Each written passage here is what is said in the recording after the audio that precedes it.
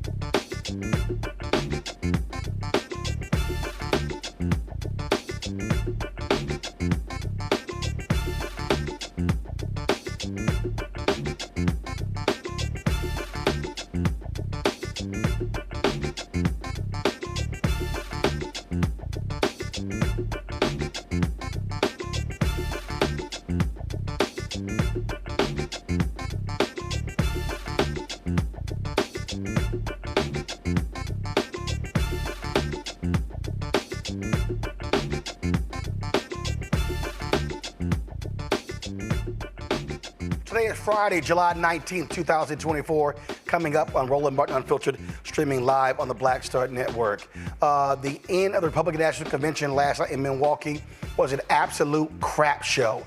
Donald Trump spoke for more than 90 minutes and lied throughout. He also had a wife beater and two racists introduce him as well. We're gonna break all of that down.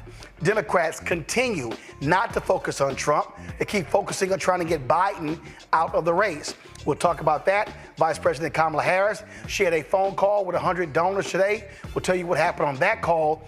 Also on today's show, where is Barack Obama?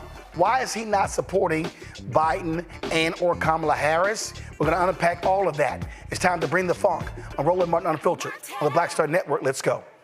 He's got it. Whatever the biz, he's on it. Whatever it is, he's got the scoop, the fact, the find. And when it breaks, he's right on time and it's rolling. Best believe he's knowing. Putting it down from sports to news to politics. With entertainment just for kicks, he's rolling. It's on go, roll, y'all. It's Roland Martin, yeah.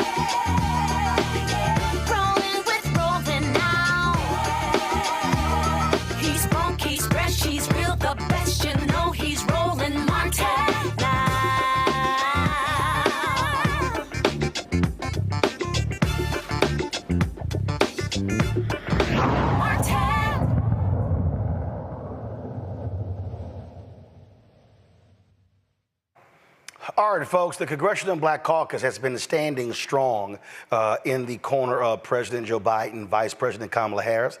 They have been very consistent in their support of that particular ticket, even though major donors continue to press the Democrats to drop them. Today, the first Congressional Black Caucus member went public asking Biden to drop out. Go to my iPad, Stephen.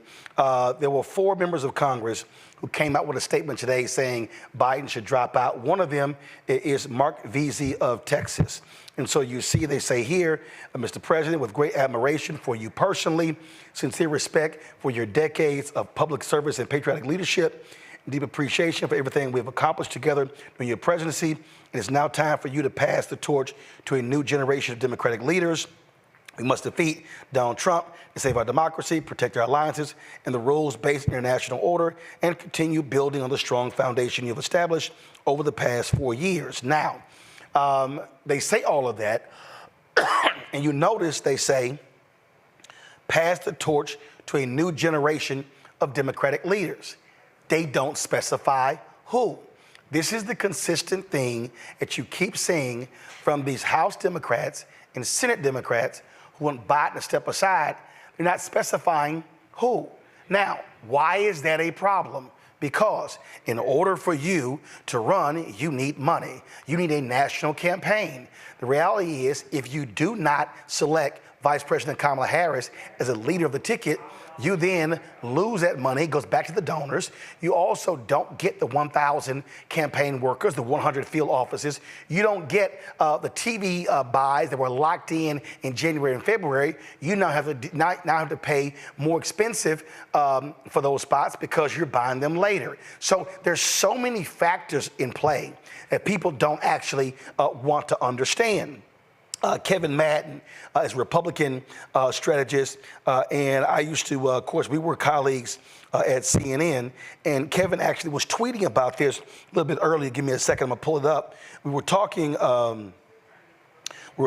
about that, and he talked about, this reality that these donors are not accepting. They're sitting here, making assumptions about how this thing can go without really understanding that it takes time to literally build an infrastructure. Now, a little bit earlier today, Congressman Hakeem Jeffries, of course, who, if you look at the reports, they say Hakeem Jeffries, he met with President Biden and told him that he should be pulling out of the race. Yet here is Hakeem Jeffries, the minority leader, speaking today. President Biden, as I've said repeatedly, is our nominee. He has a tremendous track record of success.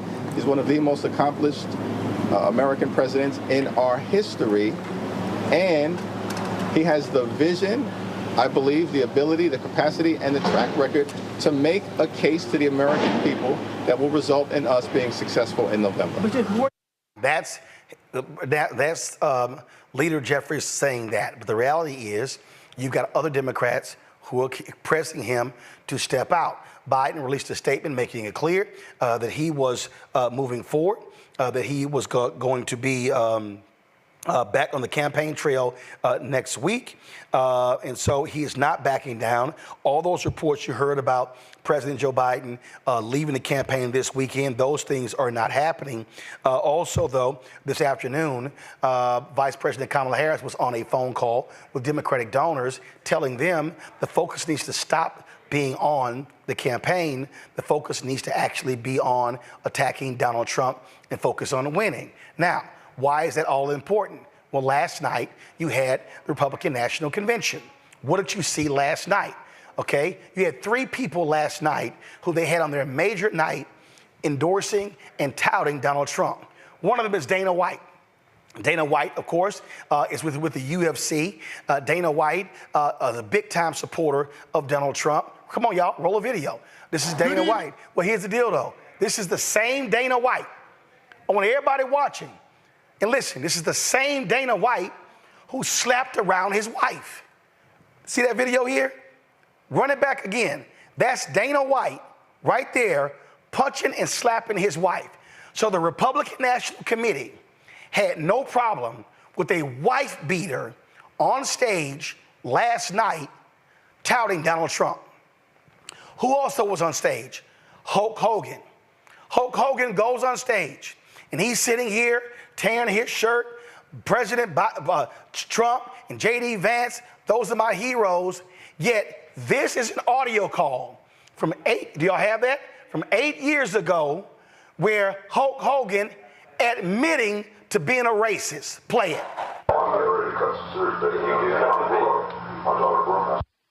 She jump sides on me because I shell out $2-3 million for her music, and I've been trying to tell her I've done everything, fucking with him day and night on the radio like a jackass, and he's working with me to make it work. He goes that you really shouldn't call every day and do the shit I do.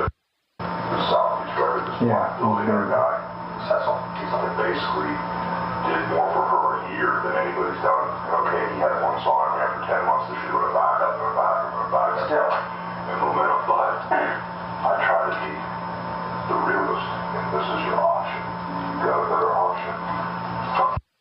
Said you can get signed with fucking.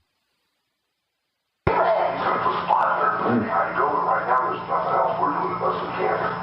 So it gets to the point where I really broke this fucking the black guy's son, where they've been hanging out. I helped them hold hands together on the tour. They were getting close. Freeze it. Freeze it. I want y'all to see right there on the screen. No, go back. It says, I'm not a double standard type of guy. I'm a racist to a point. You know, fucking niggers. That's a quote from Hulk Hogan. Now, he came out and asked for forgiveness from his fans, but we didn't forget, Kid Rock. He performed last night. The same Kid Rock who drapes himself in the Confederate flag, the same Kid Rock who uses the N-word. These are the people the Republican Party had on display last night at the Republican National Convention touting Trump. Now, they had DEI night on Monday with all these black folks standing up there. So you mean to tell me and all these national media people who are shameful and pathetic, who are praising this convention and the tone of unity and all of these things, these same people had a wife beater and two racists on stage last night talking about Donald Trump.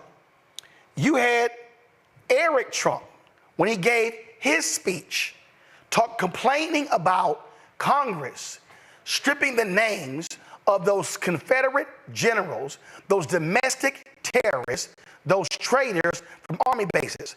Donald Trump has complained about that.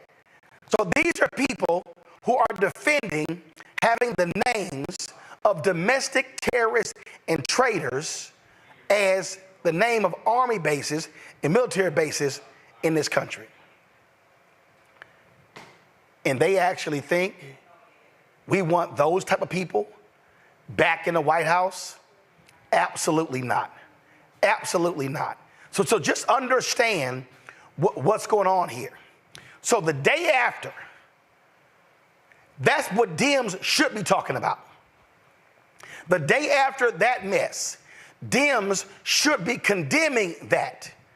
The day after, Dems should be talking about the lies and the craziness and the nonsense emanating from Donald Trump's mouth last night. But no, these idiot Dems are still talking about Joe Biden. They're still talking about a 90-minute debate 22 days ago. Yet, they're not saying jack about a 92-minute speech that took place not even 24 hours ago. It's insane what we're seeing. Now, we look at polling data. Oh my goodness, Biden's down in 7 battleground states. And what's going on? He's gonna lose the race. Y'all, this ain't rocket science. If you dogged a candidate for 22 days and you highlighted his greatest weakness, his age, what the hell do you think is gonna happen? Remember, a week after the debate, polls were virtually tied. But you've had pounding and pounding and pounding and pounding and pounding. You had Democratic analysts, podcasters, pollsters on CNN, MSNBC, Fox, ABC, NBC, CBS, social media, all these outlets spending all their time talking about Biden and not Trump, not MAGA, not Project 2025. So of course, the polls are going to shift. I don't know what these people are doing. I don't know what they think they're doing. And these donors, oh, I'm gonna deal with them in a second. Do we have Congressman Danny Davis? All right, so let me know we have Congressman Danny Davis. It's just nuts when you look at what's going on. And it's crazy that Biden and Harris, they're not down further because of the constant pounding from Democrats. I'll bring my panel in right now. Michael Imhotep, host African History Network show out of Detroit. Caleb Bethel, communications strategist out of D.C. Matt Manning, civil rights attorney out of Corpus Christi. So glad to have all three. Let me start with you, Kelly. I mean, this is dumb to me. Kelly, I've never seen a party self-immolate. I mean, it's like the Republicans are sitting here going, we ain't got to say nothing. Y'all doing all our work. Thank you very much. Please continue. It is incredibly frustrating to be a Democrat right now. I'm sorry, I'm hearing things. Am I good to go?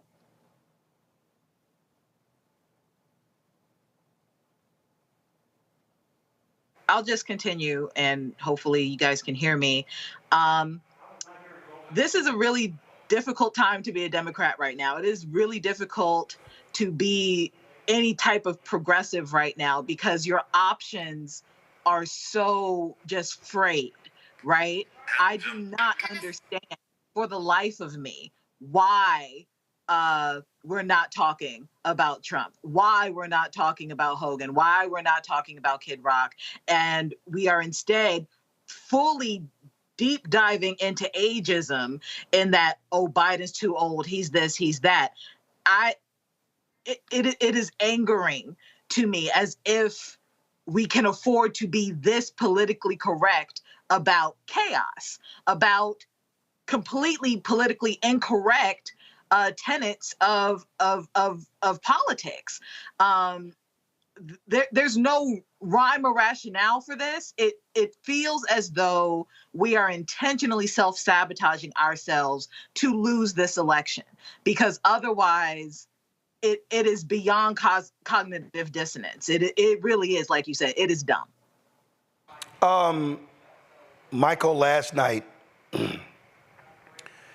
we heard, first of all, I couldn't even stomach watching that crap. We heard literally one of the weirdest, strangest speeches you've ever heard.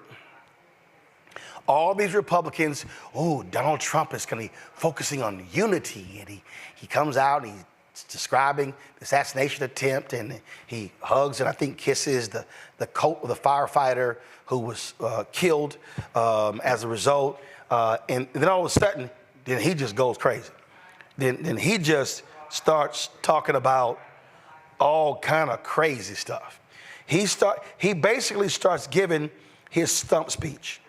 I mean, he's sitting here talking about Hannibal Lecter. He's saying all kind of stuff, and you literally are sitting there going, really? You had folk falling asleep in the arena. Mm-hmm. He just started just going like all over with this speech. And if you're watching that, they should be saying the same. Republicans should be saying the same thing today that Dems said about Biden. But guess what, Michael? This is the Republicans. What you talking about? Oh, no, that was great. You don't hear any Republicans saying how that was batshit crazy. You don't hear any Republicans saying that he sounded nuts, that he needed a cognitive test. You don't have any of that. They circle the wagons. Oh, absolutely. There's an old saying in politics: Democrats fall in love, Republicans fall in line. This is exactly what's been happening. This is what I said last week on the show. You have Republicans circling the wagon. They will protect Donald Trump. There's 100% unity, basically, in the Republican Party behind Donald Trump. And then you look at what happened last night. Very few people, even though you have people on MSNBC who had big problems with what Donald Trump said, they're not calling for Donald Trump, generally speaking, to take a cognitive test like they were calling for President Biden to take a cognitive test after the June 27th debate. And as I talked about last Friday on this show, when you look at the fact checking from CNN.com, the fact checking, the article says Trump made more than 30 false claims during CNN's presidential debate, far more than Biden. In that debate, Donald Trump made over 30 false claims. Biden made at least 9 false claims. Donald Trump made more than 3 times as many false claims than Biden, but the corporate control media acts like Biden was on the stage by himself. Biden actually won that debate when you actually read the fact checking, even though he did stumble, but the majority of his answers were pretty factual. And with Donald Trump, the majority of his answers were false. Just like last night, he made over 20 false claims last night when you look at the fact checking. In fact, this was the fact that was put together. Watch this. The world was at peace. Our opponents inherited a world at peace and turned it into a planet of war. We're in a planet of war. The whole world was at peace, and now the world is blowing up around us. This is false. Trump did not achieve world peace when he was president, certainly wasn't at peace when he left office. There were active wars or armed conflicts in dozens of nations in 2020, 51 by one research institution's count, and then 51 again in 2021. Trump handed President Biden ongoing civil wars in Yemen and Syria, of course, an unresolved Israeli-Palestinian conflict, Israeli-Iranian conflict, a war in Ethiopia. I could go on for a while, but I don't have time because there were so many other false claims. So let's adjust some of those, not even all of them. He repeated his usual lie about Democrats having cheated in the 2020 election. It's nonsense. He said crime is going up. The opposite is true. It's gone sharply down in 2023 and early 2024, is now lower than it was under Trump in 2020. He said we have the worst inflation we've ever had. Again, not even close. It is 3% right now. The U.S. record is 23.7%. He said there was no inflation under him. It was low, of course, but not non-existent. It was 8% total for his presidency, 1.4% year over year in the month he left office. He said the price of groceries is up 57% under Biden. It's actually 21%. He said Democrats are proposing to quadruple people's taxes. That is imaginary. He said his tax cut was the largest in American history, not even close again. He said the Biden administration does nothing to stop migrants. Well, the administration tried to get Congress to pass a bill to tighten the border, and after Trump himself helped to kill that bill, Biden took executive action to tighten the border. Trump said he stopped human trafficking. Again, not true. He said China stopped buying oil from Iran under him. Also did not happen. He said foreign governments are deliberately sending criminals and mental health patients to the U.S. as migrants. His own campaign has been unable to provide proof for that. I certainly haven't found any myself. He said we defeated ISIS, 100% of ISIS, in a couple of months. In fact, the ISIS caliphate was declared fully liberated more than 2 years into his presidency. And there were other exaggerations about trade with China, about North Korean missile launches, about gas prices, about IRS agents. So it just went on and on and on in terms of falsehood, just like the speech went on and on and on itself. Jake? Now, again, Michael. Yes. You don't hear Democrats today talking about that. I just saw a post on Twitter, Senator Sherrod Brown, Ohio, saying Biden should step aside. They're not spending any time focusing on the opponent. They're focusing on their candidate. Yeah, let me say this very quickly, Roland. Now, you hit on something a couple of days ago when you talked about how they're fearing Vice President Kamala Harris, okay? Now, Alexandria Ocasio-Cortez just did an Instagram Live. Actually, I'm going to get to that a little bit later. I'm actually play some of that. Skip over that. Yeah, I'm going to play some of that later. Okay, let's jump on. Real quick, Senator John Tester. real quick, because I'm going to go to Congressman Danny Davis. Go. Okay, let's jump on Senator John Tester from Montana, who came out yesterday and called for Biden to step aside. They are ignoring 14 million voters who voted in the primaries. When people say things like, hey, it's time to pass the torch to the next generation, why didn't the next generation run in the primaries? That's what the primaries are for. You're trying to invalidate the votes of voters just like Donald Trump did, except you're trying to have a silent coup when he had a violent coup, attempted violent coup. I'm going to go right down to Illinois Congressman Danny Davis. Congressman Davis, glad to have you on the show. Look, y'all are under lots of pressure. You've got folks who want the CBC to crack, to stop their support of President Joe Biden. Here's what's crazy. They keep saying Biden has to make a decision. He's announced multiple times that he's running. He's literally said it 4 or 5 times. So my whole deal is stop saying that, okay, you need to make a decision when he's made the decision. Either fall in line or, you know what, go to the convention and don't vote for him. Well, I think it's a difficult situation, but I agree that President Biden has said that he is running. And of course, the real challenge is to be unified enough to defeat Donald Trump. I don't know what else it is that we need to know. President Biden has said his health is sufficient to do this. He believes that he's able to do it. His physicians have said he can do it. There's no reason that he can't. Yes, it's a challenge, but I think if he is ready, and he keeps saying that he is ready, I am ready to be with him as long as he feels, knows, and articulates and demonstrates that he's ready to defeat Donald Trump. I'm there. So, like here's a perfect example. I'm looking at this tweet right now, and Yashar Ali, he goes, President Biden, through no fault of his own, is not capable of vigorously campaigning for the presidency. The president cannot handle day after day of a schedule that includes but isn't limited to 4 rallies a day in multiple cities and a clutch at each rally, multiple TV and print interviews in the same day the rallies above are happening, a fundraiser or 2 are mixed in. First of all, the reality is I've covered a lot of campaigns. I don't know that many candidates that actually do 4 rallies in a day. I ain't never seen Donald Trump do 4 rallies in a day. What the hell is he talking about? Well, I don't know, but all of that is very concrete. It demonstrates that there is a path. And again, President Biden has not walked away from any challenges. I think that he can do it.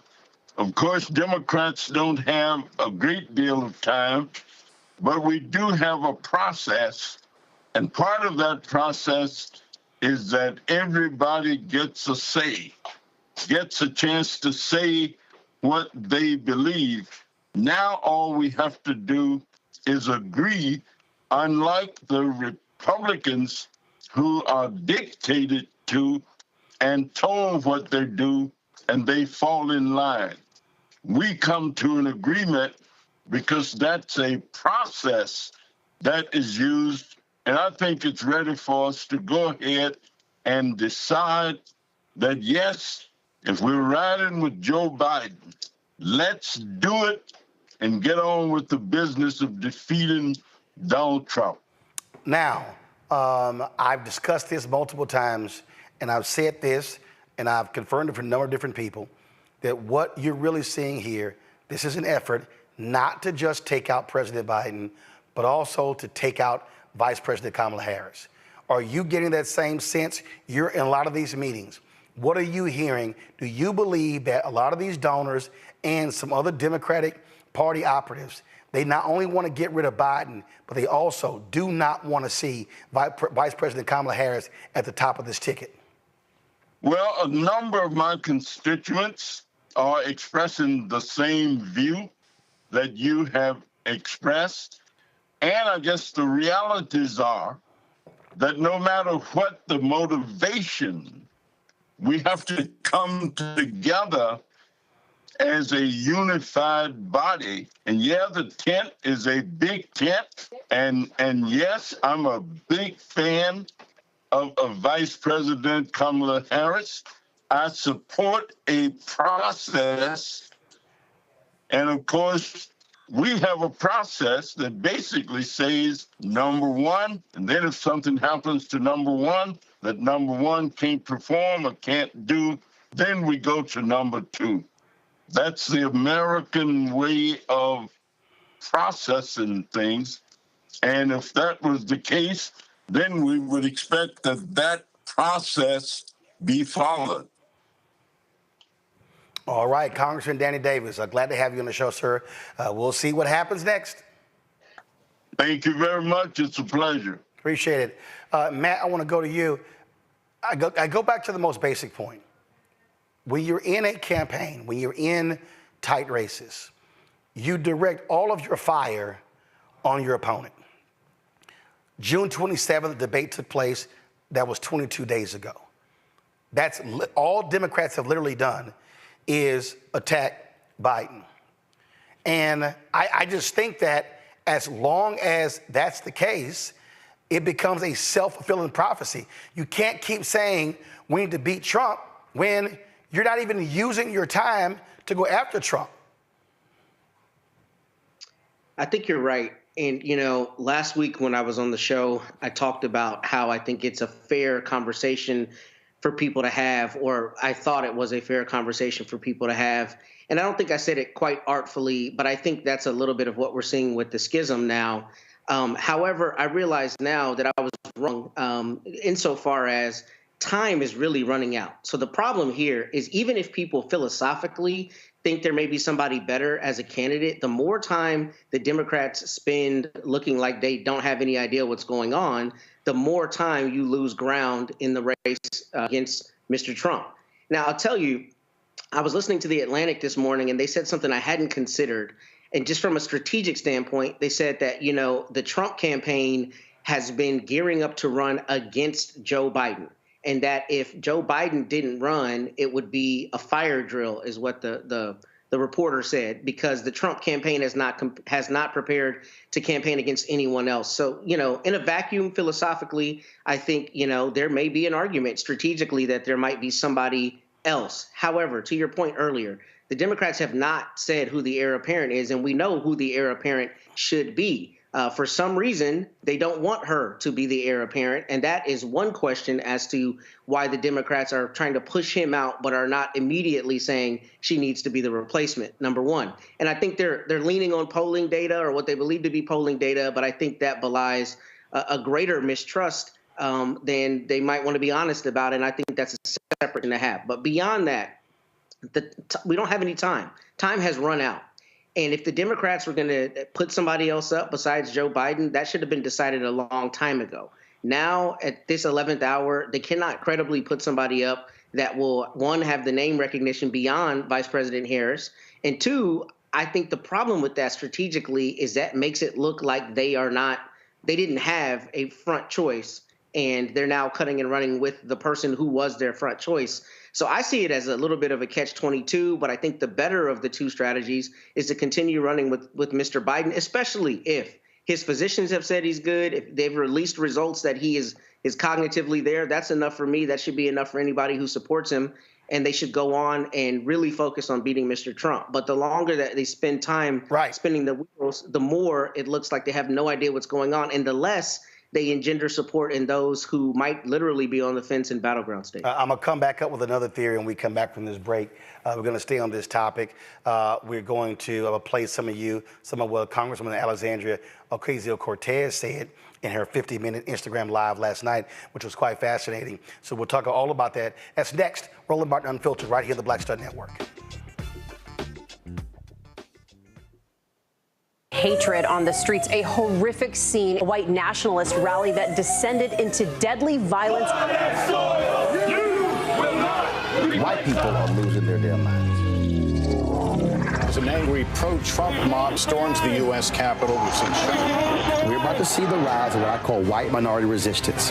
We have seen white folks in this country who simply cannot tolerate black folks voting. I think what we're seeing is the inevitable result of violent denial. This is part of American history. Every time that people of color have made progress, whether real or symbolic, there has been what Carol Anderson at Emory University calls white rage as a backlash. This is the rise of the Proud Boys and the Boogaloo Boys. America, there's going to be more of this. Here's all the Proud Boys, guys. This country is getting increasingly racist in its behaviors and its attitudes because of the fear of white people. The fear that they're taking our jobs, they're taking our resources, they're taking our women. This is white fear.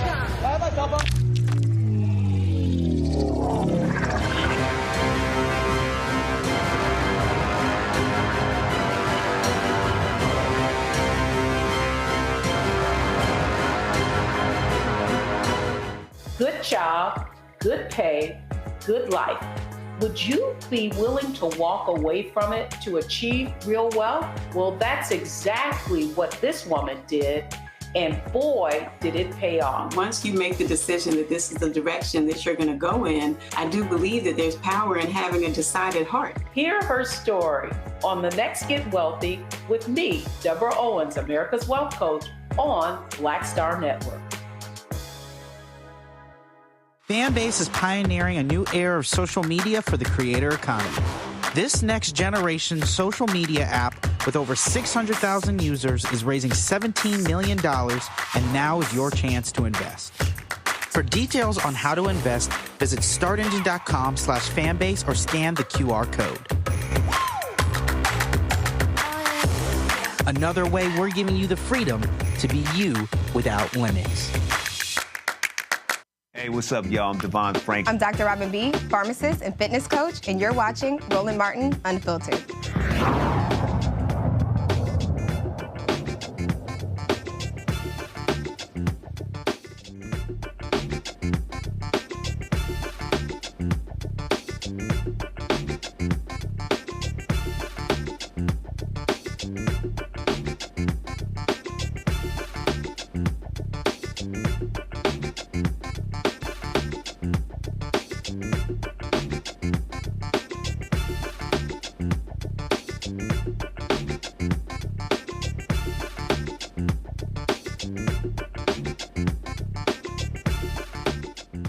All right, folks. So for our panel, I have a theory that love to get your perspective. So when you look at the polls, they're asking the question, and it's 57% AP poll. 57% of the people say Donald Trump should drop out. 65% say Joe Biden should drop out. But someone saying a person should drop out does not equate to, I won't vote for them. And so this is where I believe, Matt, where people are not, I think they're missing something that's critically important. Folk didn't want to vote for Joe Biden in the 2020 primary. You had like 15 other people, ended up being him. They didn't want to vote for him, thought he was too old even in the fall. He ended up winning. I believe, and again, people may say I'm crazy. I believe that if Democrats lock and load, you focus on Trump, you elevate Project 2025, all of a sudden, when voters have to make a decision, voters then are like, I'm gonna pick Biden, I'm gonna pick Trump, or I'm gonna not vote. Couch is real. That's a different decision than somebody saying, you know what, I think he should drop out. The fact that you have 57% of the folks saying Trump should drop out, to me, it's not that big of a difference between Biden, and you don't see any Republicans saying, yeah, you know what, Trump should go. Your thoughts, Matt? You know, You hit the nail on the head and said something just brilliant, because I thought about that before we got on the air today. I don't know much about polling, and I'll readily concede that. But one thing I don't think is ever really connected is how often the polls are exactly right and how often they truly foreshadow the outcome. And to your point, basically, it's a binary choice. So if you're going into the ballot box, right, the question about who should drop out or whether they should drop out, or the percentages relative to that perspective, don't have, to me, really any prescient bearing on what you actually do when you go into the ballot box. So when you walk in there, you got to pull the lever, so to speak, for one of two people, right? And how many people are going to not choose the pull the lever for Biden because they have questions about his age? I don't think that is necessarily represented in the polling. I will say I understand strategically concerns about if there really is consistent polling in the battleground states, showing that Mr. Biden is going to lose. I could see how, just looking at it on paper, you'd be concerned.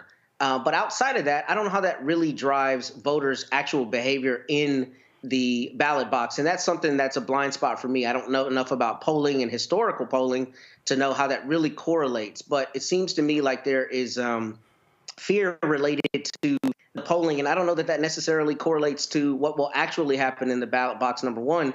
And number two, you know, what I could use your insight on is generally when they poll people, you're polling people who are inclined to participate in the poll, right?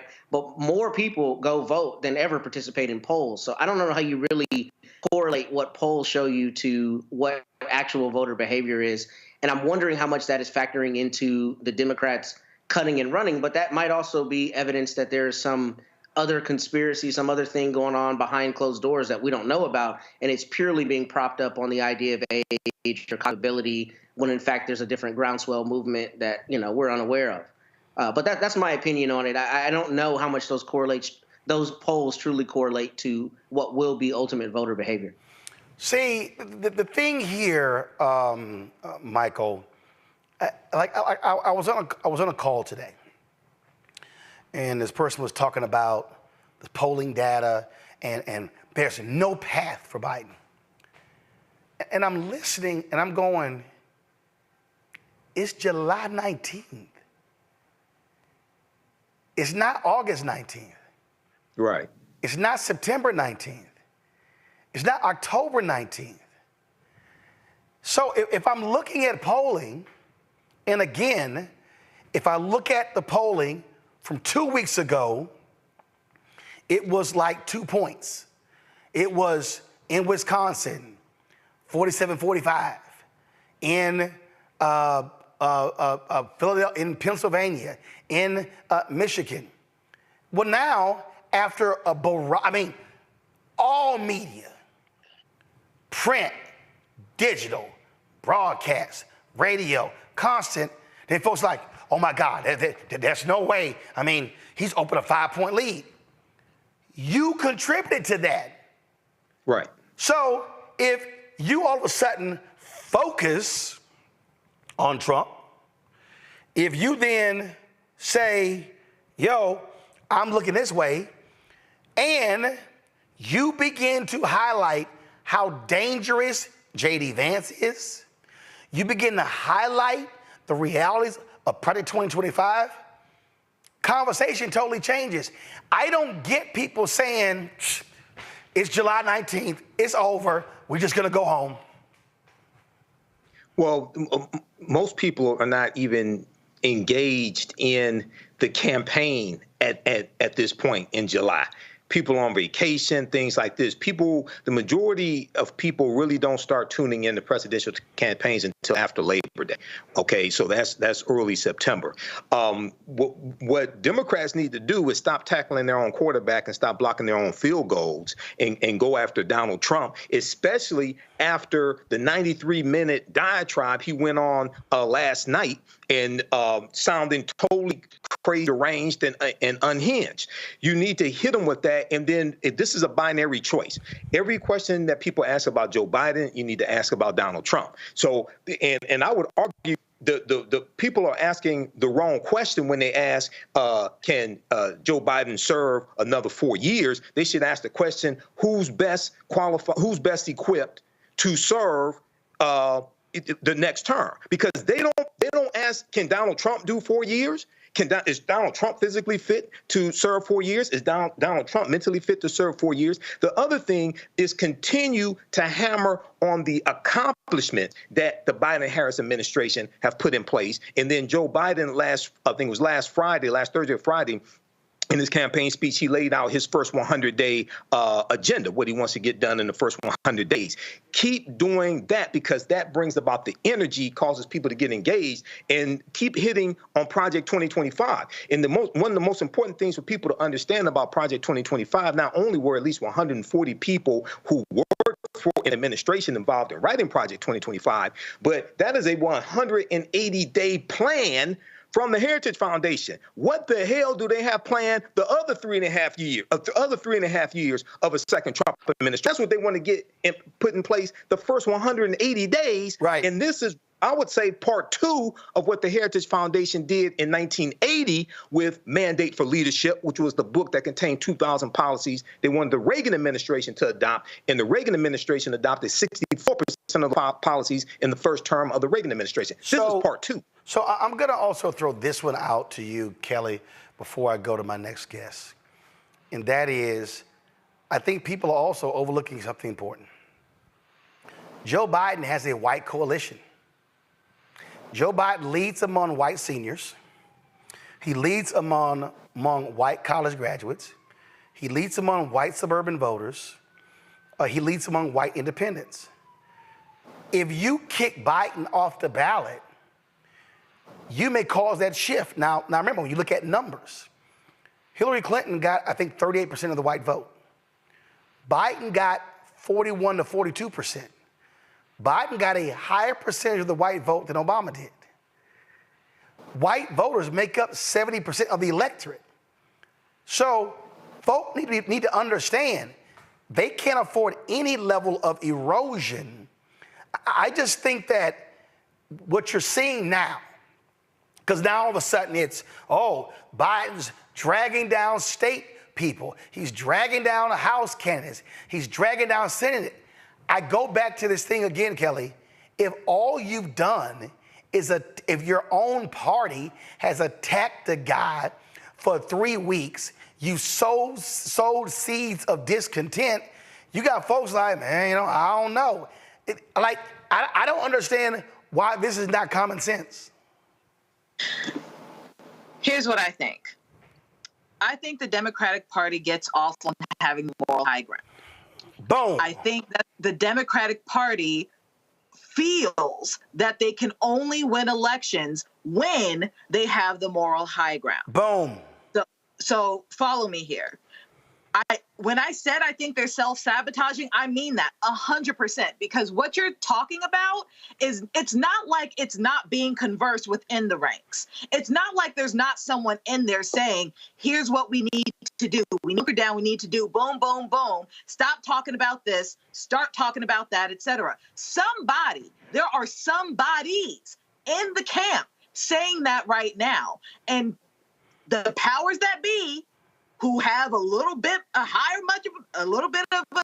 pay grade than the person who's actually making the common sense, is saying, nope, we don't want to do that. Why? Because right now we don't have any moral high ground, and we don't have a plan, right? As a party, we don't have a plan. We don't have a Project 2025. We don't have a Project 2020. You know what I'm saying? We get off on coming in and swooping and saving the day. And that's how we get votes. Because people think that because we're a big tent, we have to include as much people as we can. And the only way we can do that is if we portray ourselves to be the hero, and the hero has to save everybody. Everybody's talking about this big tent. My opinion is that the tent needs to be closed. And we need to hunker down and have a plan. We need to have a Project 2030.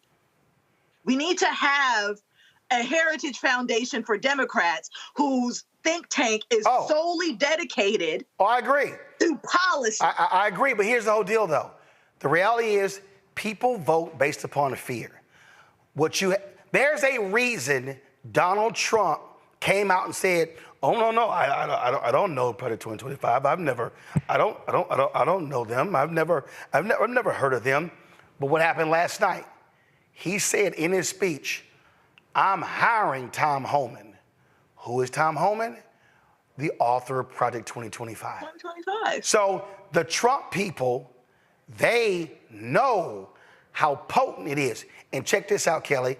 Before the assassination attempt, Project 2025 was building on Instagram, TikTok, on Twitter. It was building. Democrats, guess what? Since Republicans turned the page and they all walking around with bandages, well, you know what? You turn the page and say, we're going back to 2025. I don't understand, again, why they're not doing that. It's just the stupidest thing. It's just stupid. Hey, this just in. Because they need the moral high ground. Right. I think they're self-sabotaging. Democrats want to be perfect. They want to be, oh no, we got, and again, I love this. We need these young, energetic, vibrant voices. What are you talking about? And you never can name them. This just in, and I love this here. Because they're not cultivating them. Well, they're there, but guess what? You didn't run. This just in. But not only that, hold on. They weren't encouraged to run. Hold on one second. They didn't have any political backing to run. Hold on one second. You put all your eggs in Biden's basket. I got you. And you discourage the younger generation from running. But here's the deal, though. When you're the incumbent, that's always what happens. This just in, David Letterman has announced he's going to be hosting a fundraiser for Biden at the home of the Hawaii governor on July 29th. So David Letterman's like, I'm with him. So we'll see what happens next. Hey, I talked about the Republican National Convention. It was the land of crazy. It was the absolutely land of crazy, especially when it came to foreign policy. Trump picks J.D. Vance, Ohio senator. He is anti-Ukraine. These people were kissing the butt of Putin the entire time. I don't know what the hell these people think is going to happen if these folks get into the White House. Joining me now is national security expert, Dr. Nola Haynes. Nola, these folks were passing out deportation signs, all sort of stuff. I didn't watch a second of that Klan rally. I just couldn't stomach it. But for people at home, if you want to understand foreign policy, when this fool stands up, I could make one phone call and end wars. Give me a damn break. Well, capitulation is very different from having the diplomatic skills to end a war. Capitulating to Russia, capitulating to China over Taiwan, that is not the same thing as having a very strong foreign policy and international security.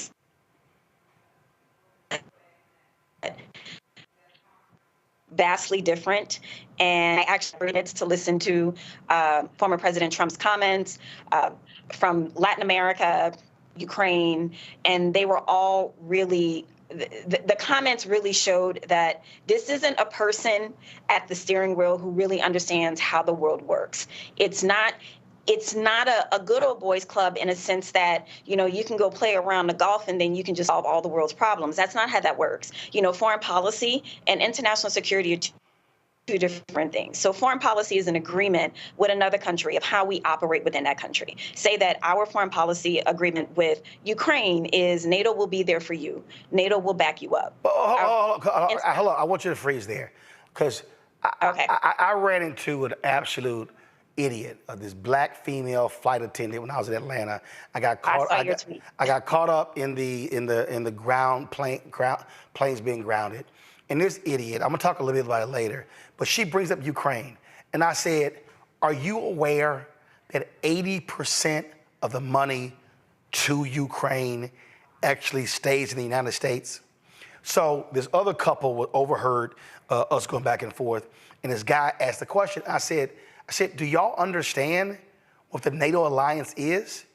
Do you understand what the alliance says if a NATO country is attacked?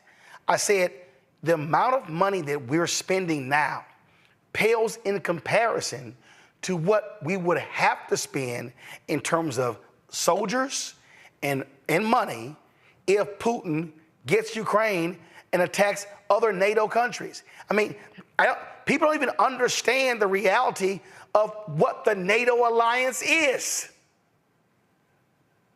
Right. So I just want to make it very clear. So Ukraine is actually not part of NATO yet. There are certain legal provisions, even before Russia decided to invade Ukraine. Technically, a country cannot have another country occupying its territory. And so, which leads us to another point. Russia has invaded Ukraine since 2014. So what we're seeing is Russia Part 2. So because of that situation, that ongoing situation, is one of the reasons why Ukraine is not in NATO yet. Right, no. But they absolutely will be. Biden-Harris administration. But Nola, when I meant attacking a NATO country, Putin has made it clear. Yeah. He wants to reassemble the Soviet Union. Absolutely. So if he gets Ukraine, he is then going to eye Poland or some of the other countries. Those are NATO countries. If he then attacks a NATO country, we, the United States, because of the NATO alliance, we are drawn in because the document says it.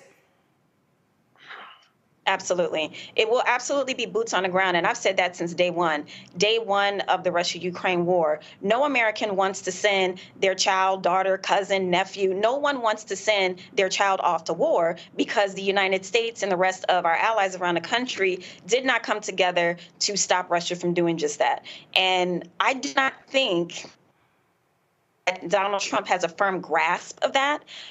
Capitulating to Russia means, okay, you know what? There'll be no more war in Ukraine because we're just going to sit back and give you Ukraine. And then what's next? It's Poland, and like you said, Roland, he definitely wants to reassemble the USSR, and which is why historically Finland, Switzerland, joined NATO. That is how serious this is. It's so serious that Germany now has a security structure, something that they swore off since World War II. This is how serious the situation is. And if you think, and if anybody in this country think that Donald Trump could just go ahead and pick up the phone and it'll be over, it'll be done with, it is not that simple. And the way that he speaks to his people as if it is, and I know they soak it up and they believe it, it's dangerous. It's dangerous talking points. It's dangerous rhetoric that I hear repeated over and over and over again. Nola, he also said that if China attacks Taiwan, I'm not going to defend Taiwan because, you know, they hurt us with their microchips. Right. So two things on that. So again, like I said at the beginning, being a strong man if you're capitulating and then trying to extort Taiwan for protection as if some sort of thuggish, you know, Italian mafia that lives in his head, that he wants to be this mafia boss. That is not how that works. That is not how security in that region works. If you want to capitulate to China, what else are you willing to capitulate to China for? Yep. And what about all those kind of licensing agreements that his daughter's company? What is the real relationship there, right? So all this tough talk, all this so-called strongman talk, it's just that. It's just talk because the proof is definitely not in the pudding. Last one for you. I know you had to get a kick out of this fool last night saying, the North Korea leader, he wants me back.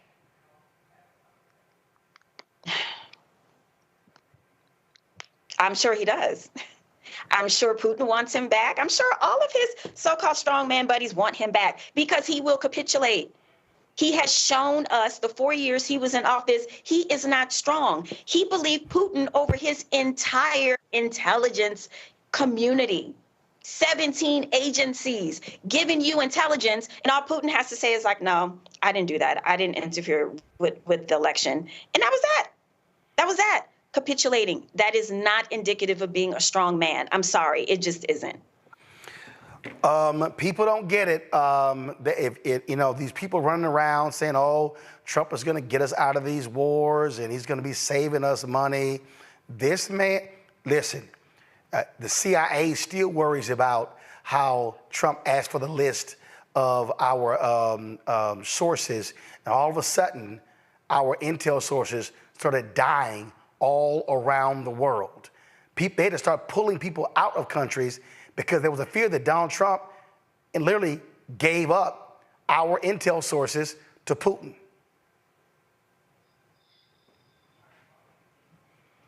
Folks better wake up and realize what's going on. Nola, we appreciate it. Thanks a lot. Absolutely. Okay, thanks. Bye. Folks, we come back. We're going to continue this conversation. Understand what's going on, y'all.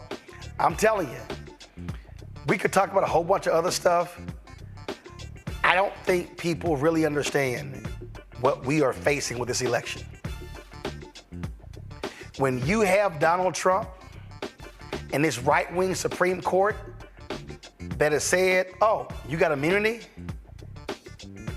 We are used to having presidents with integrity, honor, decency, morals, and values.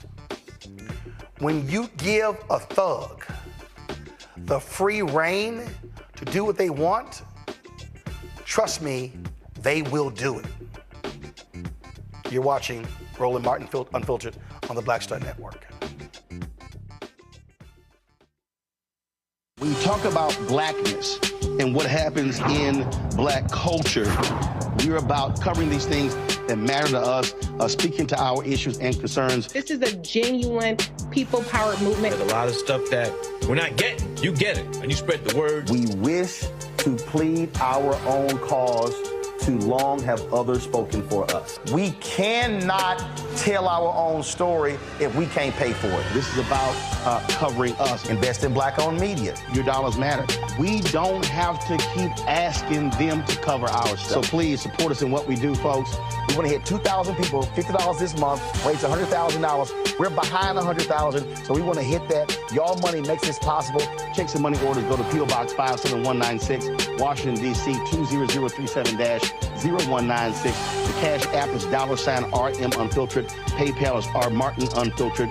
Venmo is RM Unfiltered. Zelle is Roland at RolandSMartin.com. Next on the Black Table with me, Greg Carr, we welcome the Black Star Network's very own Roland Martin, who joins us to talk about his new book, White Fear, How the Browning of America is Making White Folks Lose Their Minds. The book explains so much about what we're going through in this country right now, and how, as white people head toward becoming a racial minority, it's going to get, well, let's just say, even more interesting. We are going to see more violence. We're going to see more vitriol, because as each day passes, it is a nail in that coffin. The one and only Roland Martin on the next Black Table, right here on the Black Star Network.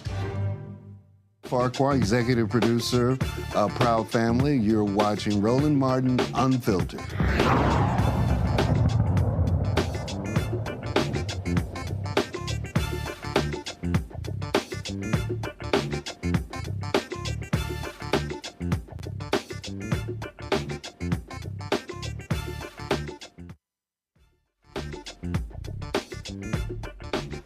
Earlier in the show, I was telling you about this 50-minute Instagram live that Congresswoman Alexandria Ocasio-Cortez did last night. It's got more than 2 million views already just on Instagram. It's been posted on other platforms as well. Here's a snippet of what she said, because what you're about to hear, you've heard on this show for the last 3 weeks. I'm going to say what a lot of these folks aren't saying. I'm just going to say it. If you think that there is consensus among the people who want Joe Biden to leave, that they will support Vice President Harris, you would be mistaken. And I'm going to say that because if they're going to come out and say all their little things on background off the record, but they're not going to be fully honest, I'm going to be honest for them. I'm in these rooms. I see what they say in conversations. A lot of them are not just interested in removing the president. They are interested in removing the whole ticket. Joining me right now is Texas State Representative Jarvis Johnson. Jarvis, glad to have you here. We've been saying it on this show, Jarvis, that that's what's at play. Because every time I see one of these folks say, Biden, step aside, all of a sudden, you never hear them say, well, who should replace him? I just saw one story, I'm gonna try to find it, where now Nancy Pelosi is saying, oh, there needs to be an open convention so it's fair and transparent.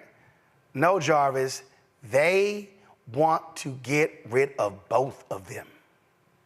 Yep, that's exactly what they want to do. And right now, to try to say that we're going to have a new candidate is probably the most absurd thing I've heard. You're talking about somebody being your new presidential candidate that we have not vetted, we don't know the background, we don't know much about these people. And so now you're trying to bring somebody new on just to simply say, oh, because Joe Biden is old.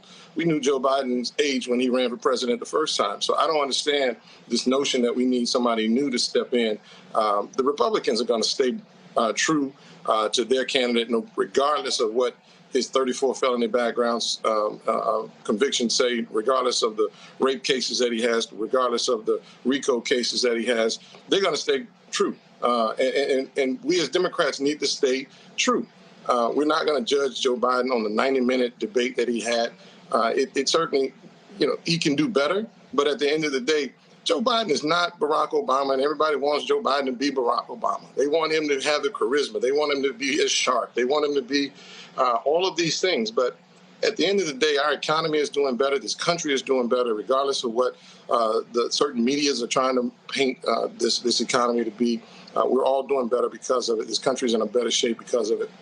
And to put Trump back in place with the lies that we know he's going to tell, with the things that he's going to say just to simply say it, but at the end of the day, we know the lies are going to will show themselves again, and Donald Trump will be true to who he is. It's the old scorpion and turtle mentality.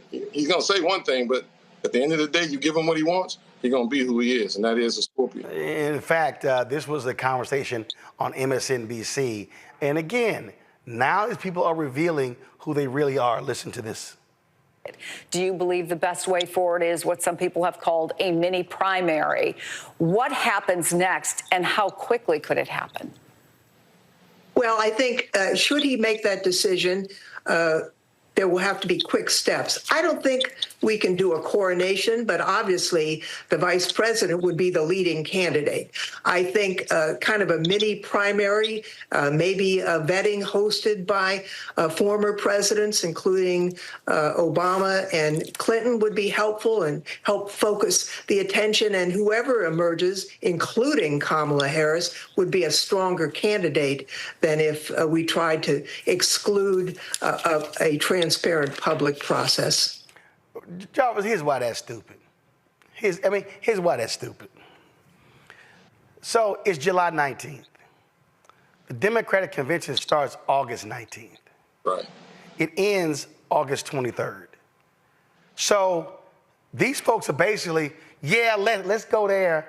And so for the next month, what the hell are we going to do? So we already know the runway is already shorter. So now you want to blow another whole month waiting to figure out what you're going to do. So now you left yourself with 10 weeks. And then if you don't pick Kamala Harris, in 10 weeks, you got to assemble a national campaign, raise money. We got to know who these people are. And then, come on, bro. Say, man, this is like the 90-day wedding, the 90-day. Right. How do you do that? No, nobody gets to know anybody in 90 days to say, you're going to be with me and make my life better. No, that ain't going to happen. You're not going to get to know anybody in 90 days. You're not going to get to know anybody in 30 days. It is absolutely asinine. It's absolutely absurd. And we need to move forward. We need to stay committed to our candidate and make sure that we can push our agenda forward, make sure that we're pushing the things that are important to us forward. But to show weakness the way we're showing it right now, I think is why so many people want to flee from the Democratic Party, because there's no fight in us. We kind of cower to everything that Fox is saying, and CNN picks it up, and then they start running with it, and that becomes a narrative. Because Trump called him Sleepy Joe, and that became the narrative. I mean, we need to call it the way it is, man. Look, We can win this if we stay true to who we are, if we can stay true to what this country needs. But to play this game right now, man, we look weak by simply cowering to them and saying we're going to change. We're going to go get somebody from California, somebody from Illinois. Come on, man. You know, the country don't know everybody, so we have to stay focused. Our economy is doing better. We're good under Biden because he flubbed some words. Hell, I can tell you every day, Donald Trump flubs words. He don't even know J.D. Vance, his vice president's name. You know, come on. It's a joke, man. And I fear that if we do this, we're absolutely going to lose the White House. And people need to keep in mind, Project 2025 is real. And if people don't think that Trump is going to push Project 2025, if they don't think that Trump is going to go after his political enemies, if they don't think that Trump is going to try to be a dictator, and if black people don't realize that this is going to be an all-out war against us, because they are going to attack who we are, because they know we control the voting block for the Democrats. So that's why they're attacking us. But at the end of the day, they're going to take our livelihood. They're going to take our way of life away from us. And yet they're going to say, no, he's not. He's going to do better for our economy. No, he's not. Trump is a joke and doesn't even know what he's doing, man. And I got some real choice words, but I'm not going to be cussing on your show. I'm going to go to Kelly. Kelly, a group of black women, 1,400, signed a letter, go to my iPad, saying they support Biden. They're condemning the lack of democratic unity. I got a call 2 days ago. A group of black men are working to put their own letter together as well. What you're seeing here are black folks, they see what the okie dokie is. Black folks like, oh, we see what y'all doing. Y'all trying to bypass the sister. We see, and that's really what's at play here, Kelly. I mean, I have my own personal thoughts on that, but what I will say is that since the beginning of time, as far as modern American history, the canary in the mine has always been black people. And when it comes to politics specifically, when you listen to black people and you actually heed to their recommendations and policy and the like, great things happen for this country. I'm talking Civil Rights Act, Fair Housing Act. Pick a policy that actually benefits all of us. It will likely be traced back to a person of color and at its inception. So I understand the petition. I agree with the petition, but you really do, and not you specifically, but the proverbial you, absolutely need to listen to black people, black women. Michael, you got a question for Jarvis? Representative Jarvis Davis, thanks for coming on today. Quick question for you. 14 million people voted in the primaries for President Joe Biden, and we knew Vice President Kamala Harris was going to be on the ticket. The Democratic Party says that Donald Trump is an existential threat to democracy. They talk about Donald Trump trying to overthrow the will of the people with the January 6, 2021 insurrection. Do some of them realize that they are trying to do something similar? Trying to push Biden out and then try to get somebody else in after 14 million people voted for Biden? Well, of course, but politics is not what politics used to be. It's not about who's the best candidate. It's not about who's the smartest. It's not about who's going to be the best. It's really about clickbait, man. It's really about who says the things. For me to listen to Democrats and Republicans alike say, Trump speaks like me. He speaks for me. You know what? That's the worst thing I've ever heard. I don't want somebody like speaking the way he speaks for me. It's like saying my pastor is a drunk and my pastor is a fornicator and a pedophile and that's why I want to go to his church. No, I want somebody better than me.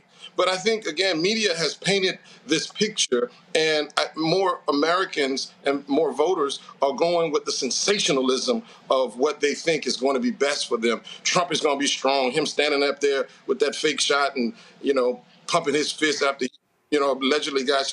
That's what they want to see. Well, that's not a president.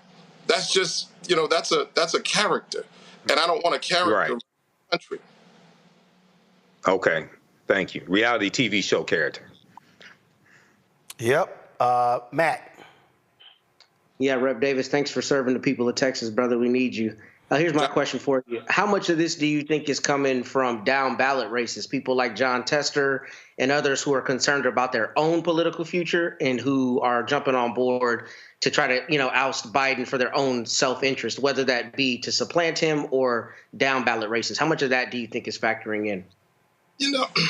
I don't know. It's always been, top down. And yes, there are a lot of people that I think are cowering to this notion of, well, if you support Biden, then we're not going to support you. You ain't going to support me anyway.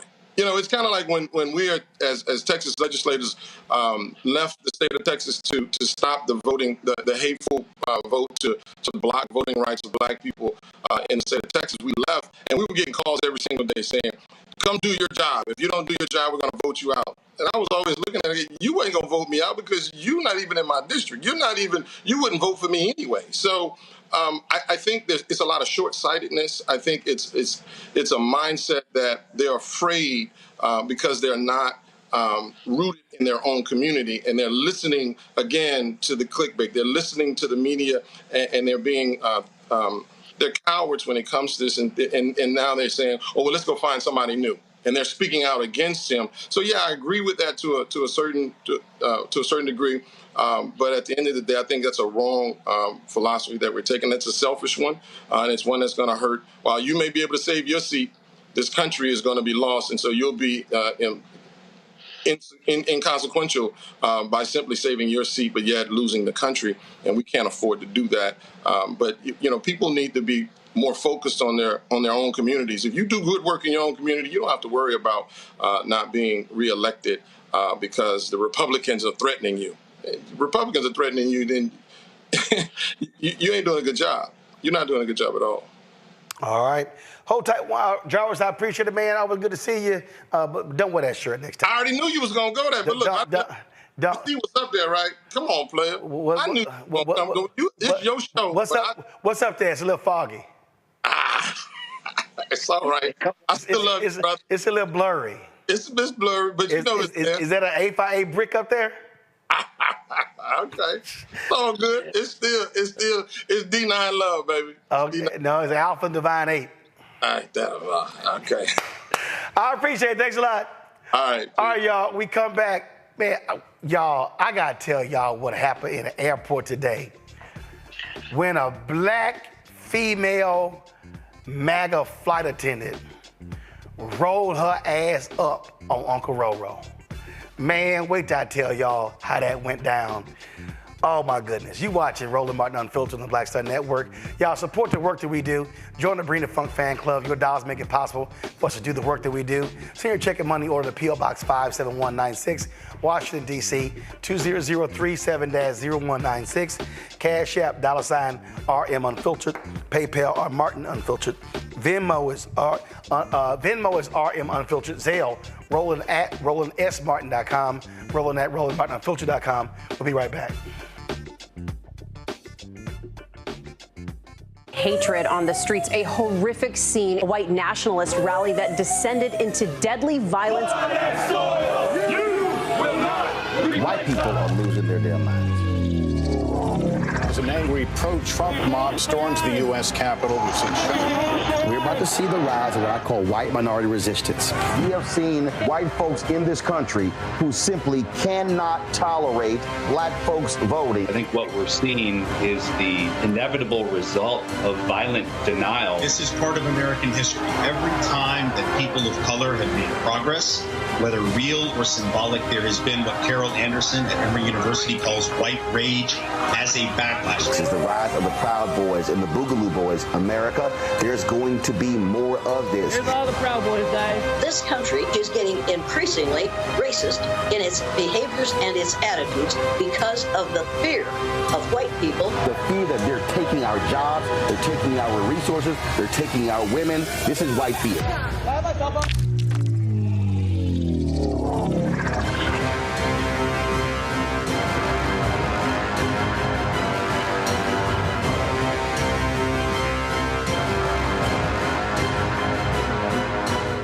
Sherry Shepard, and you know what you're watching, Roland Martin Unfiltered.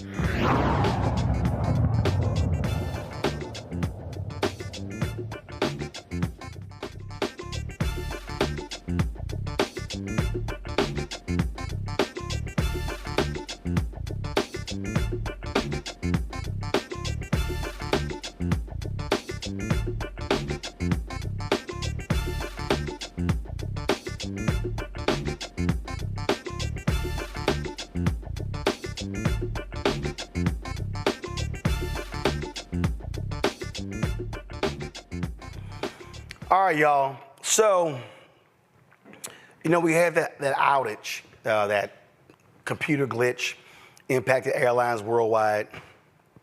So I was on a 7:05 a.m. flight out of Atlanta on Delta. So then they said we weren't going to leave until 10:05. All right, so I go to Pascal's, get me some breakfast. So I go to my gate. Well, D terminal is small terminal. I mean, people are cloistered. So I walk a little further down. See, there's some open seating, and there was not that many different people.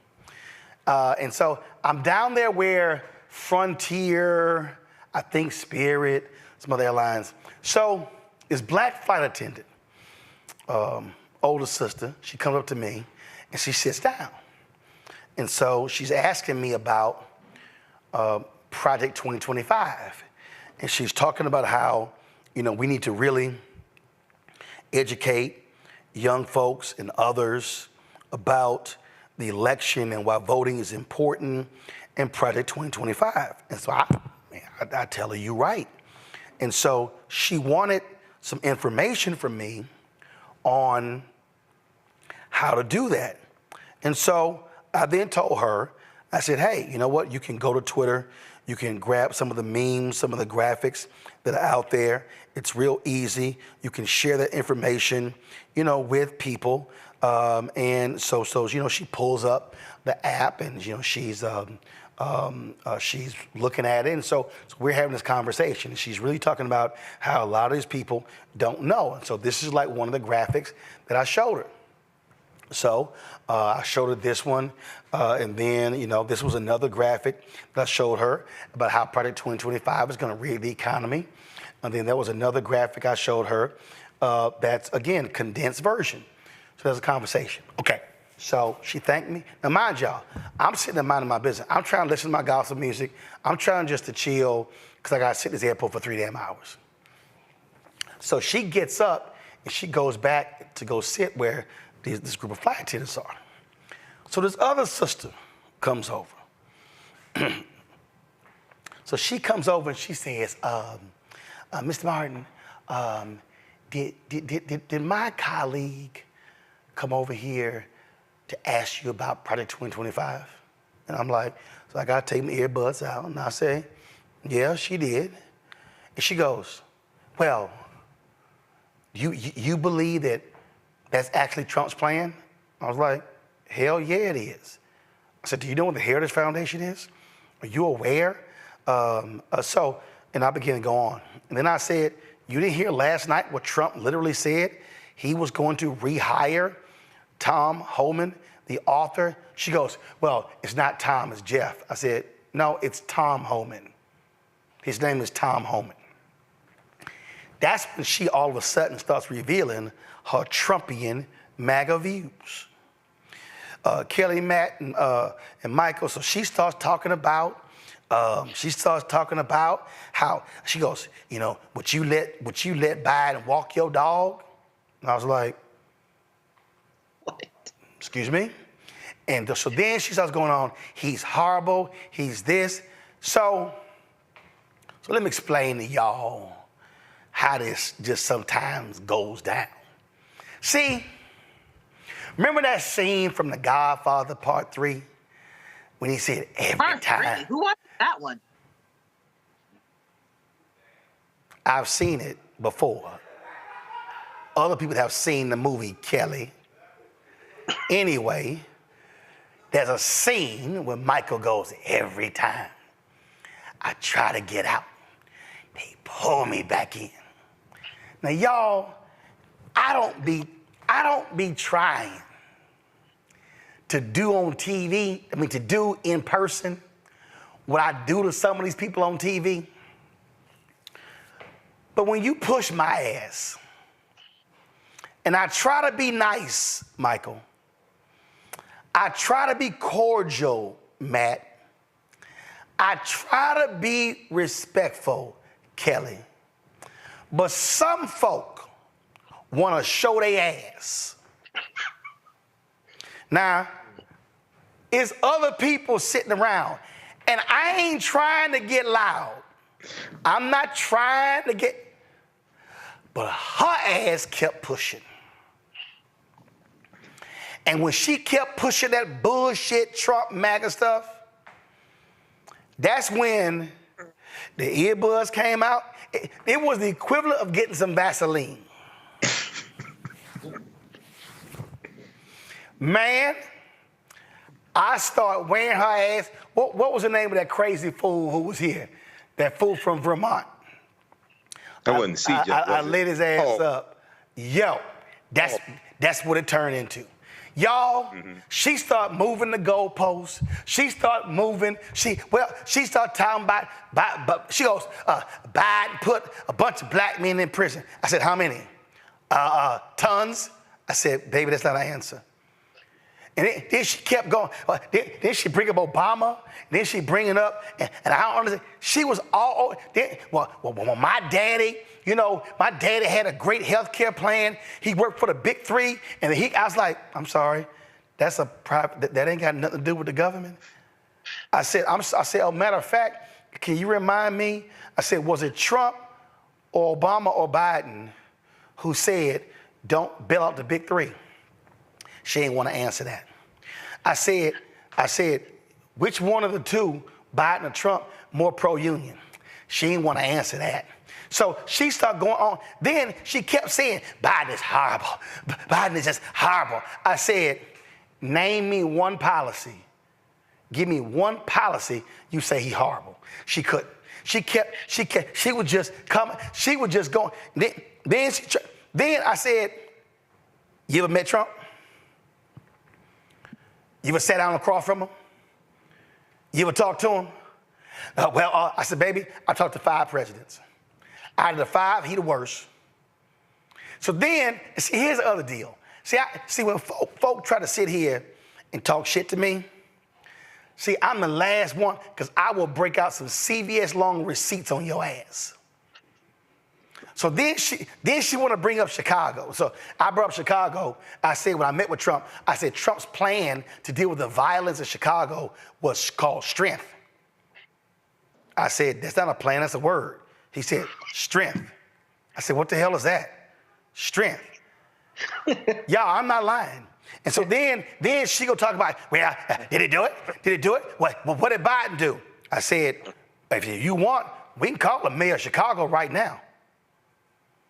No. Then she could try to pull a phone up. She couldn't even Google shit right. So I'm just like eating her ass up.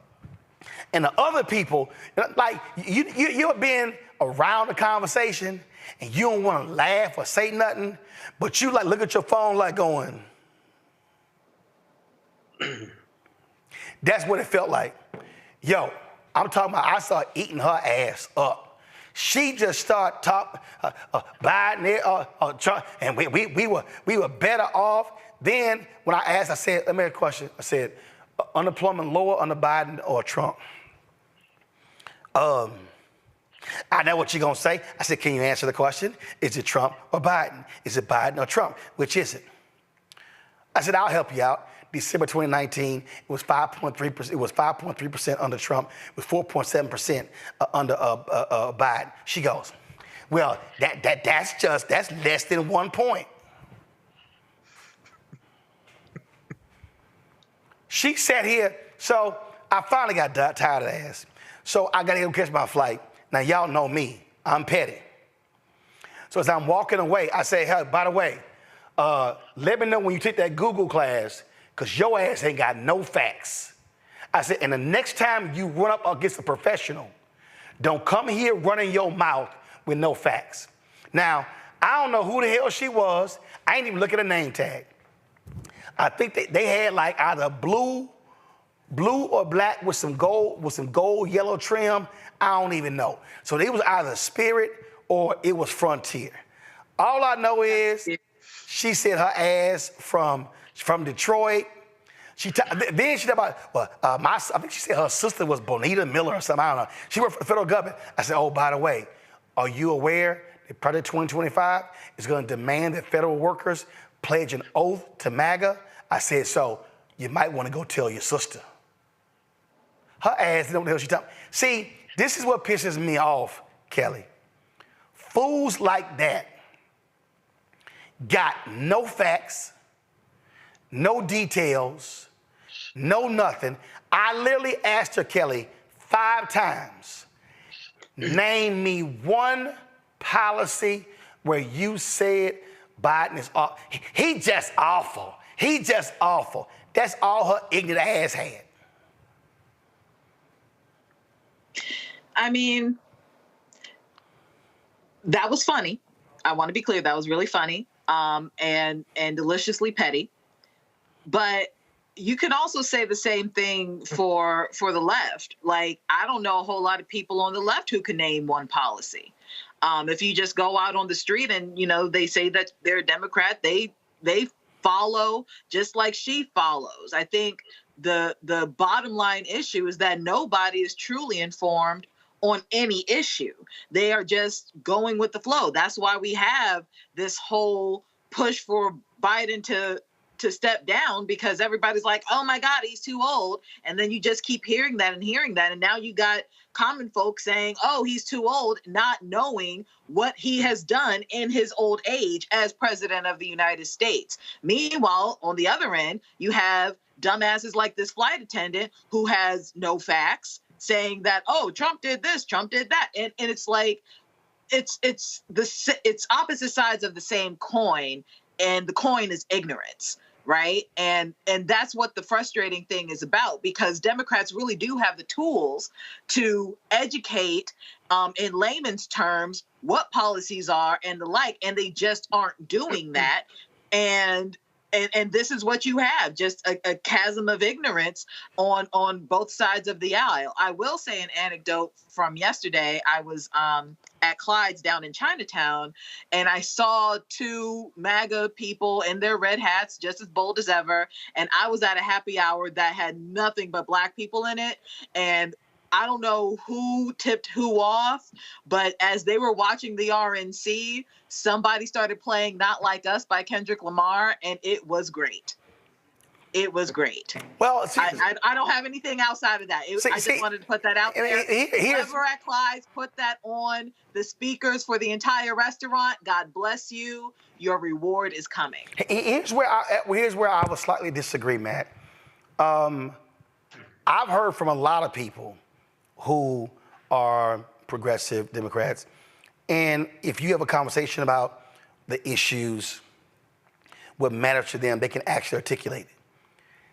This woman just kept bringing up stuff, and I would literally go, and she would just, just throw out stuff, and I would go, wait a minute, can you name me one policy, one thing that you said is bad for the country?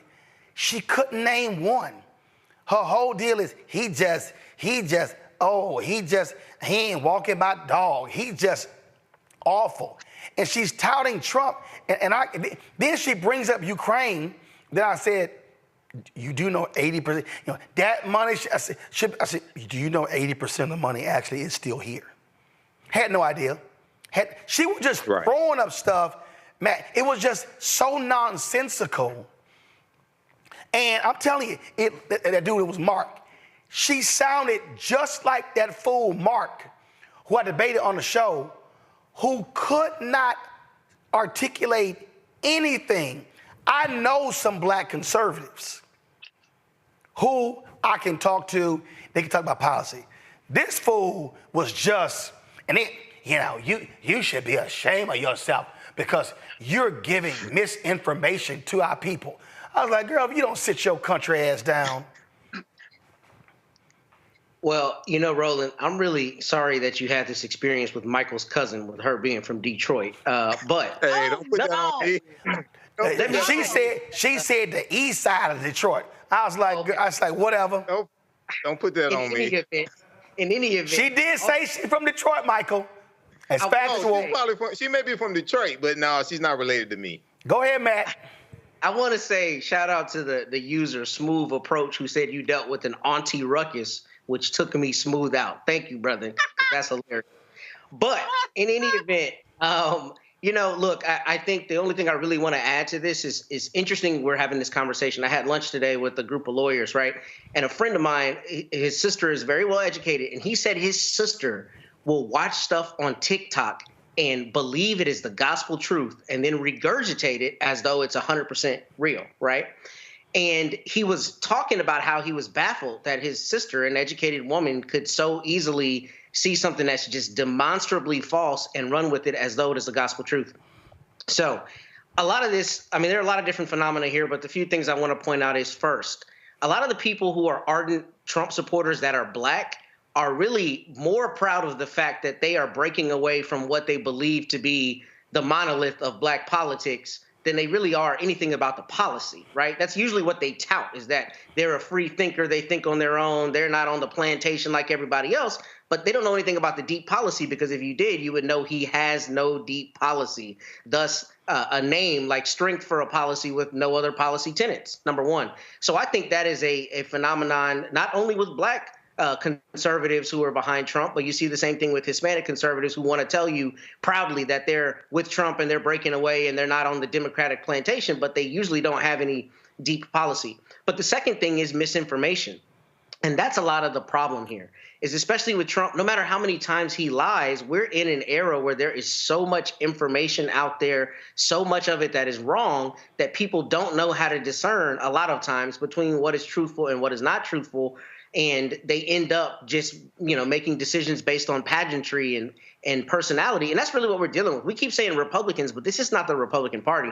This is the party of Donald Trump. And the people who are behind Donald Trump are behind the personality of Donald Trump, and nothing you can do will disavow them of that support. So it doesn't surprise me that you interacted with her. And I hear that kind of thing every day. I'm in Texas, so you can imagine how often I hear that from poor white people, too. I'm like, this dude's policy is all against you. How you could be in support of him makes no sense. But that's because people are not looking at the policy. They're looking at the personality. Well, it sort of reminds me, Michael, of these videos we see when these folks go to these Trump rallies and they go, now you know Biden not president. Now Trump's still president. But Biden, he ain't the president.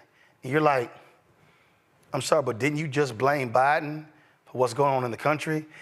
I mean, that's literally what it sounded like. And I was sitting here and I was like, am I being punked? Like, is this black female? Hold up, this is the one that really got me, Michael, Matt, and Kelly. Now, this heifer lying.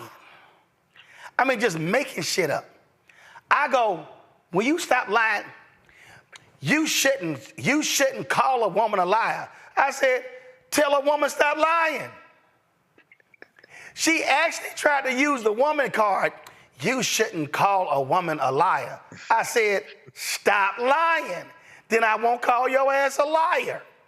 She tried that one, Michael.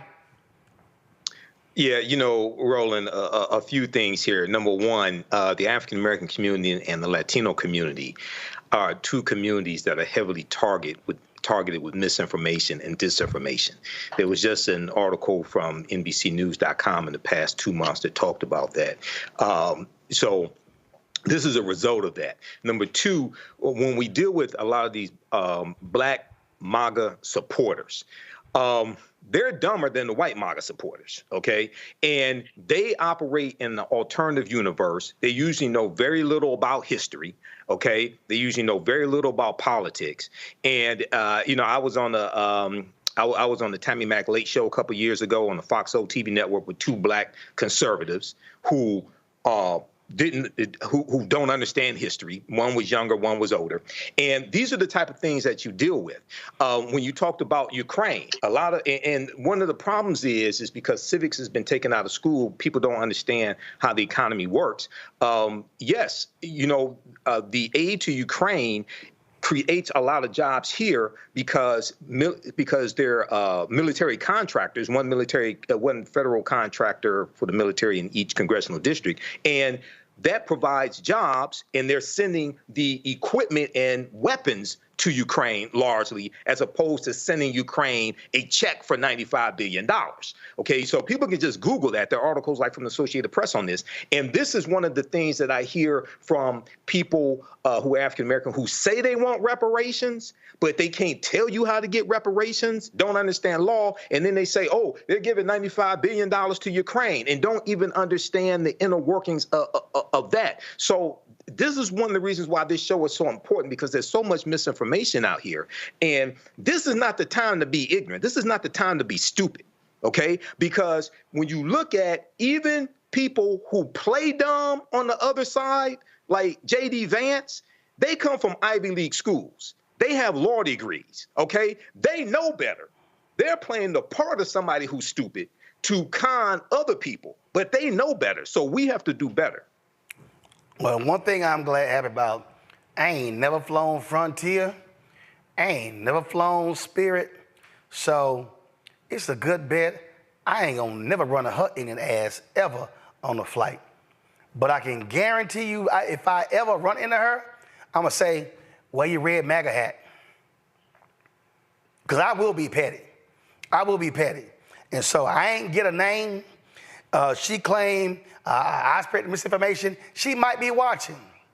If your dumb ass watching, I bet you learn your lesson rolling up on me trying to ask my ass some questions early in the morning. Take that crap dealing with somebody else who ain't used to it.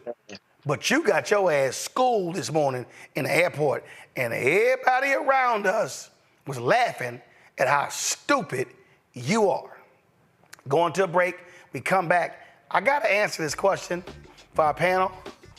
Why in the hell isn't Obama supporting Joe Biden and or Kamala Harris? I'm going to deal with that next.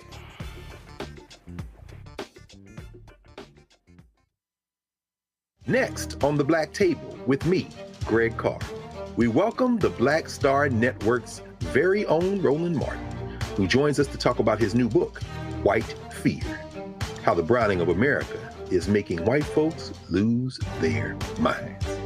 The book explains so much about what we're going through in this country right now, and how, as white people head toward becoming a racial minority, it's going to get, well, let's just say, even more interesting. We are going to see more violence. We're going to see more vitriol, because as each day passes, it is a nail in that coffin. The one and only Roland Martin on the next Black Table, right here on the Black Star Network. Fanbase is pioneering a new era of social media for the creator economy. This next generation social media app with over 600,000 users is raising $17 million, and now is your chance to invest. For details on how to invest, visit startengine.com/fanbase or scan the QR code. Another way we're giving you the freedom to be you without limits. What's up, everybody? It's your girl, Latasha from The A. And you're watching Roland Martin Unfiltered.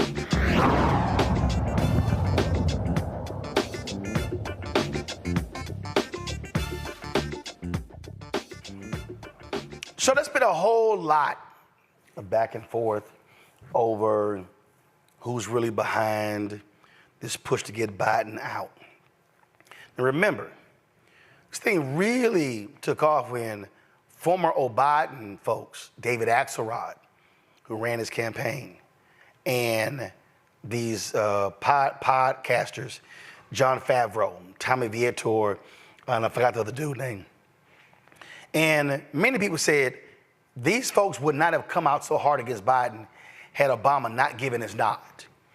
Then when that New York Times column from George Clooney came out, it was reported that Clooney called Obama before it got published, and Obama didn't tell him not to publish it.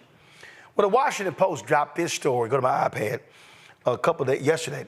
Obama tells allies Biden's path to winning re-election has greatly diminished. And so it lays out here in terms of what Biden has said. And it said Obama has spoken with Biden only once since the debate. And he has been clear in his conversations with others that the future of Biden's candidacy is a decision for the president to make.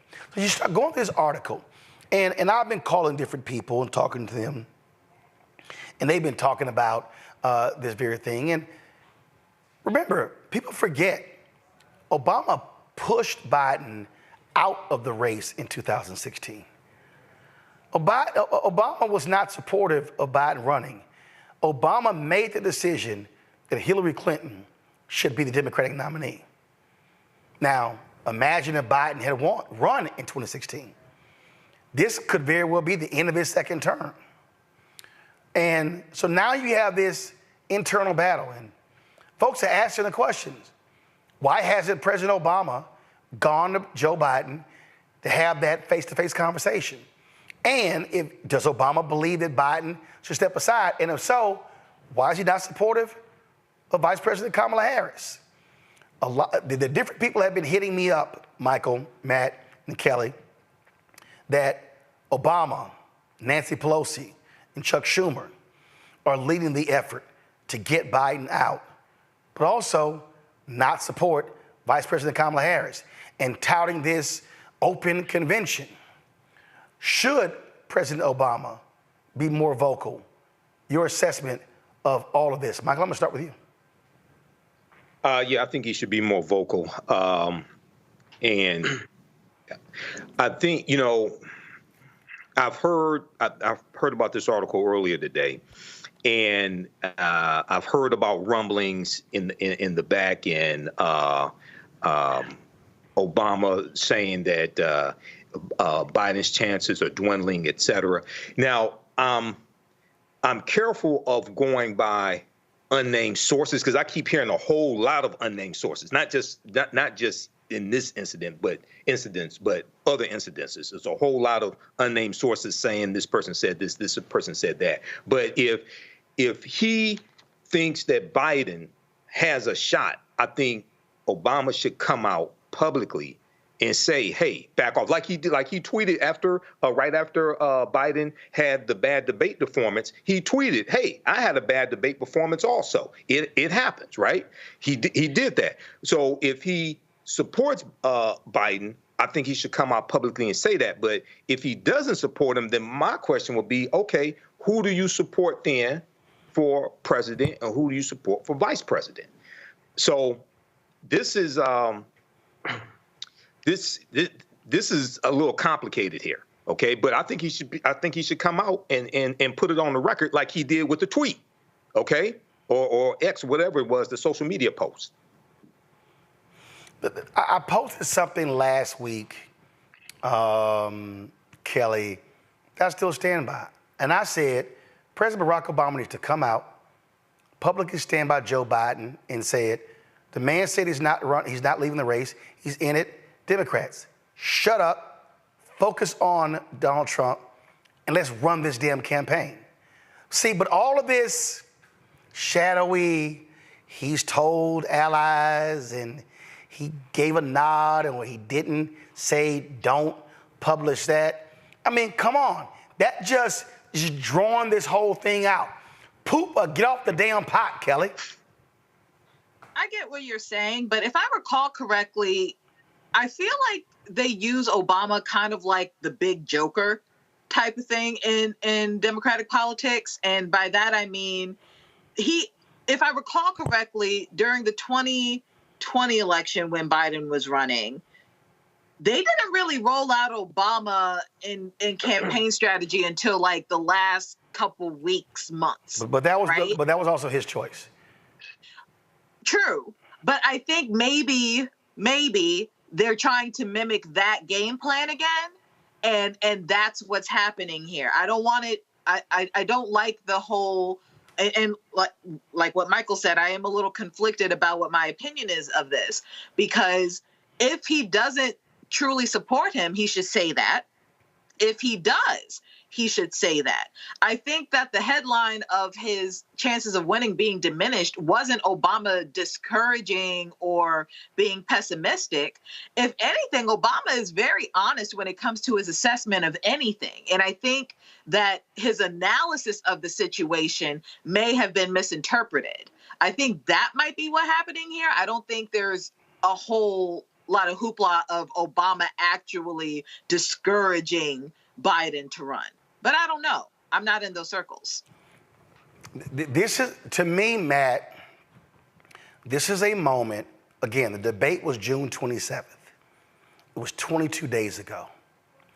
This is a moment where if you are deemed to be a party elder, if you're deemed to be a leader, this is when you lead. This is when you make the difficult choices. And to me, this passive aggressiveness needs to go out of the window. Damn it, people are looking for somebody to say, yo, what are we doing? And here's the deal. Biden came up with a statement today saying, I'm running. I'm going to see y'all next week. And they keep making a call, get out, get out, get out, and he's digging in. So, and in fact, Greg Sargent posted a tweet I thought was interesting. Because again, you talk about this. So he was talking to a senior Biden official, and this is what he was told. He said the single biggest thing helping keep Biden in the race right now is the open convention WrestleMania crowd. Lots of people don't want chaos, but even more would be enraged, rightly in my opinion, at bypassing Vice President Harris too. If it means potentially removing her too, they're understandably against the whole move. And those people, including but not limited to a lot of black women, are Biden's last and biggest crutch. The biggest purpose of the VP is to step in if POTUS's health fails in some way and he can't continue. And that's where we are. If this is just about people angling for their pet dream candidate, then they're part of the problem, not the solution. This is where, for me, Matt, Obama should be stepping up more aggressively than he is doing now. I don't know. I don't know if I'll go there with you. I mean, I get that from a strategic standpoint, from the idea that you talked about with him being a party leader. But first, I don't know that we should be putting more on Mr. Obama than we are Bill Clinton or Jimmy Carter, or any other former Democratic president. And I know you're going to say that Obama is a current leader and he maybe has more gravitas than other people. But we're not having this conversation about Bill Clinton or anybody else. Beyond that, I think that what should happen is kind of to the earlier points we've made. The Democrats in general need to galvanize their support behind a single candidate and go forward. And it needs to be Joe Biden at this point because there's no more time. However, if Mr. Obama doesn't believe he's the right person to serve or has questions about his fitness, I think he has every right to not come out and say anything about it, with the caveat that I think if you are really aligned with the party, you have a duty to not hurt his chances. And I also think that's the counterpoint here, possibly. It could be that Mr. Obama is staying in the background because there's a concern that if he comes out and supports Joe Biden, that's somehow going to affect the race. I don't imagine there's a thought that that's really going to sway anything in the polls, but there could be a strategic reason he has not done that. I don't know. But I do know that I don't know enough information about why he's not supporting him. It could very well be that he doesn't think he's fit. It could also be that there's some other candidate that he wants to support. It could also be that he does not want to get in the way. And I don't really have enough information to draw any conclusion from those. But I would say that the party as a whole is disadvantaging itself mightily by being in the lurch. At this point, they need to lock and load and go forward. And until that happens, it doesn't matter who comes out and supports him or doesn't support him. The needle won't be moved, and there will not be a concerted effort to make sure Donald Trump does not become the next president of the United States. Oh, well, absolutely. But again, look, frankly, this has gone on long enough. We're now 22 days since the debate. And they're not focusing on Trump.